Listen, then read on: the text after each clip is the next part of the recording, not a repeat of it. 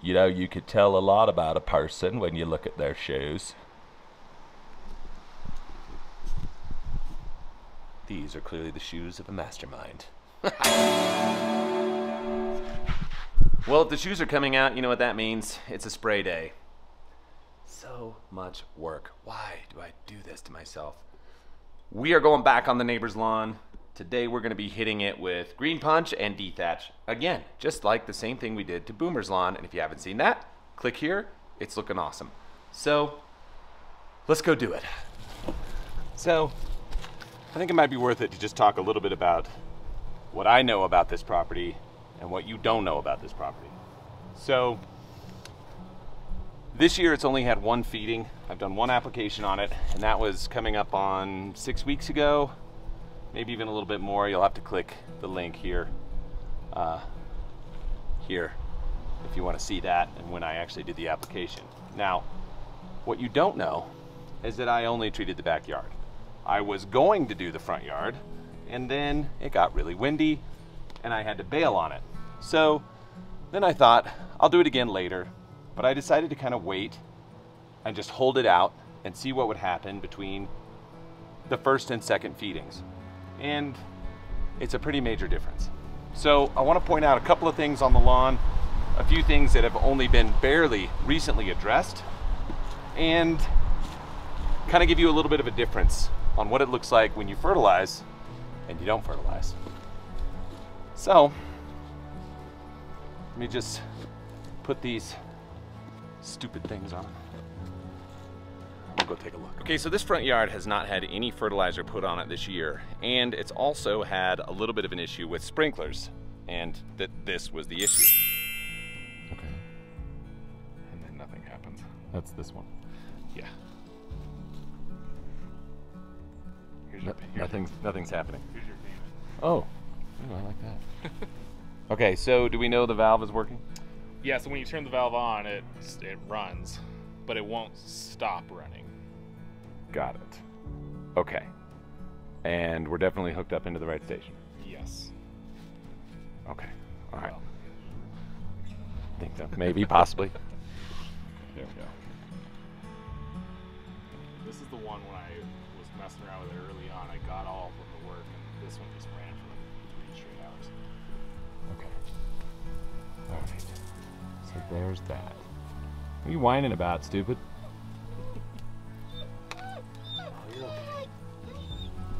Okay.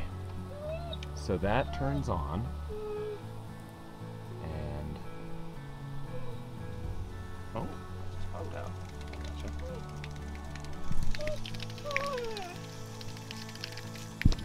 Whee! See if it'll turn off.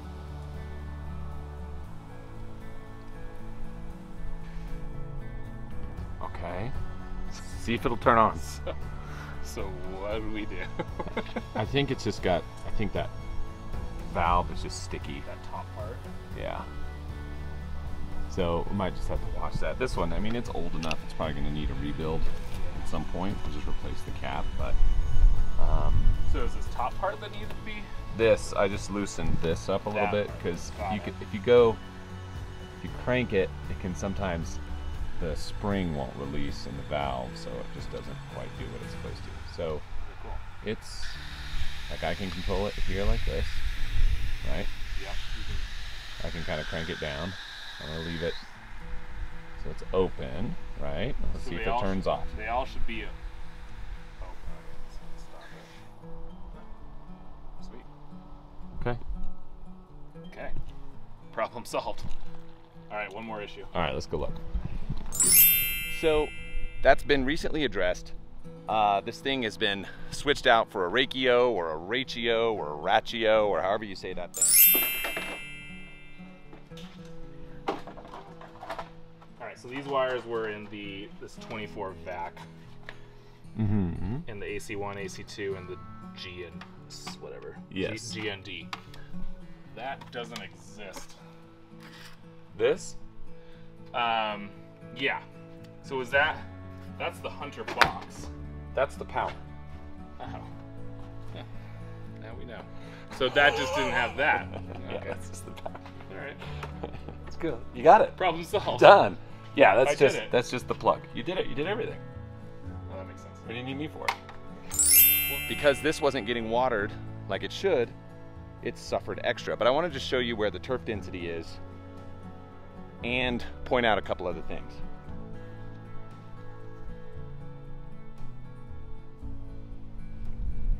So this is where you can do one of those Hollywood movie magic things and kind of go like this and go, look at how beautiful that is. Man.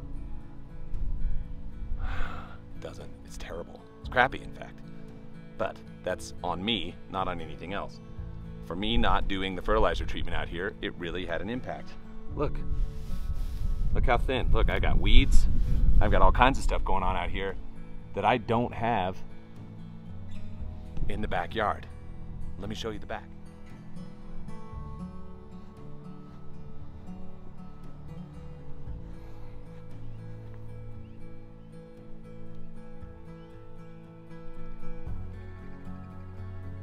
I'd say that's a pretty big difference. It's just my opinion. A couple things. This is wide out in the open, right? That's protected. It gets less sun, but still it's typically thicker just because it's not getting the heat stresses like this back area. These are some of the sprinkler issues that we are addressing right now. Not getting good coverage, that has high potential for weeds. But if you look around here, sorry for the wind, you're not really gonna see any weeds because the grass is so thick.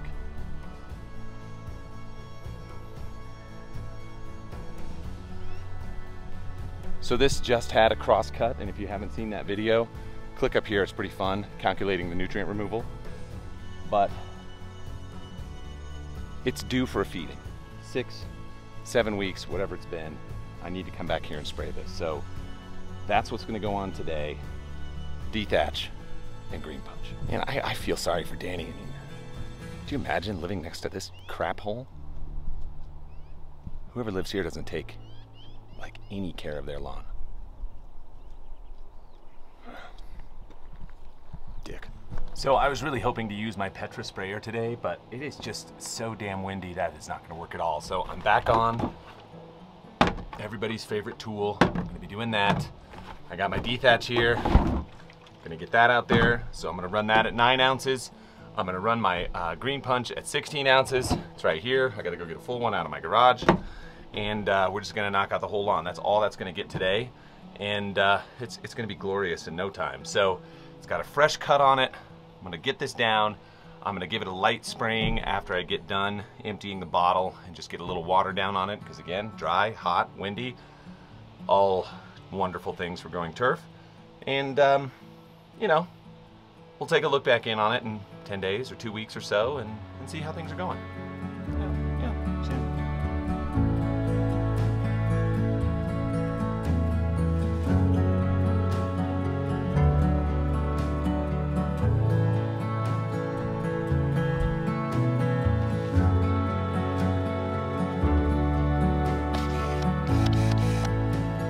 Backyard first.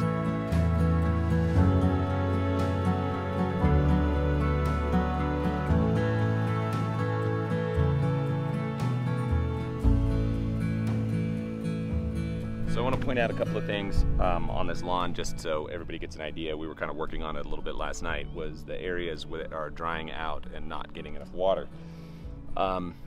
Pretty much it was decided that all of these sprinkler heads need to be brought up a little bit. They're pretty far buried down in the turf and they're not doing exactly what they're supposed to. And some of them are on weird angles. So if you look right here, there's kind of a dry spot right there. And a little bit of this, I just cut the color out with this last cut because it was actually done twice this week. And it was pretty long when it was cut the first time, and then I cut it again, so I kind of got it down a little bit deeper.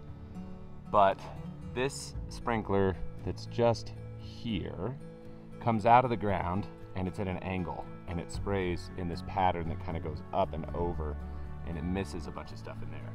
The same thing's happening over here where we've got a sprinkler that's getting blocked by grass here, and this one over here, also at an angle, is coming across and not making it into this zone, and then not quite getting down into here. So we don't have good head-to-head coverage, and you're starting to see those arcing patterns that are just telltale signs of non-head-to-head coverage. So there's some adjustments that have to be done here in order to have it be perfect, or at least better. And that'll all be worked on actually over the next week or so. So it's time to move down to the front, spray everything down there, and, you know, get that place up to snuff a little bit. So since I did skip a feeding out here on the front, I am going to go a little bit heavier with my green punch. I'm going to up it by about 50% and see if I can get this thing caught up, since everything's due. And well, it's stressful time for turf here. So I'm going to knock it out, and then I'm going to walk back over it and really give it a good heavy watering as soon as I'm done. And I think this thing is going to change shape real fast. I'd also like to point out that I've not had any issues with this ortho. It is also uncircumcised. In fact, it is completely virgin. What's up with that? So I'm down to the end of my spray solution here, and I am just walking through and watering everything out. I've been finding that some of the neighborhood dogs have been trying to take on my job over here.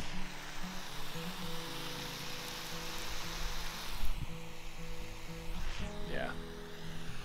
Not today, stupid. Not today.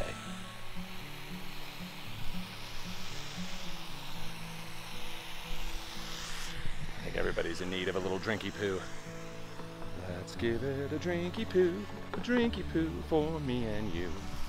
Water the lawn, that's what I do. Drinky, drinky, drinky poo.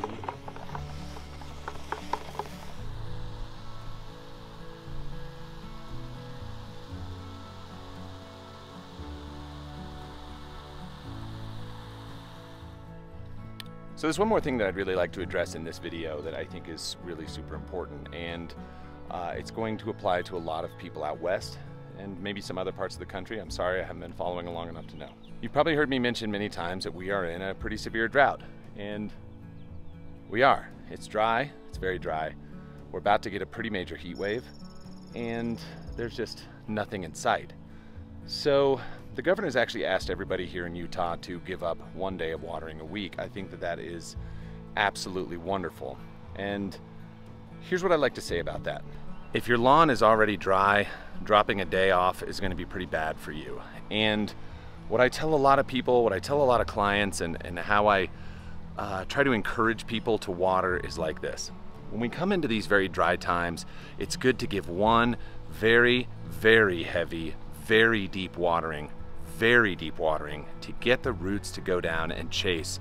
And then your subsequent waterings are going to get into the ground a lot easier, and you're going to be able to preserve life with less water. Now, for bluegrass here, you need between 1.25 inches and 1.5 inches of water a week. So will it suffer a little bit? Yeah, probably so. If you have to cut down by 1/4 inch, it could. If you have to cut down by 1/2 inch, it might. But you might have to do that through these certain heat stages. So the one thing I would encourage you to do is really watch your watering at the beginning, middle, and end of summer, and water on a bell, the same way the temperatures are. If you start low, you'll be conserving water in the beginning of the year, and you'll allow the roots to go down deep. In the summer, you're probably gonna have to ramp up your time and make sure you're getting more down, and then if it cools off, drop it back down again. But as the temperatures cool, you drop your watering down as well. So all of those things are very important. They're important for conservation. They're important for the health of your lawn, and it's a good pattern to get into. So don't be a set it and forget it kind of person. Really pay attention to your watering, and you will still have an epic lawn even if you are going through heavy drought. So conserve, use wisely, and I'll talk to you soon. See ya.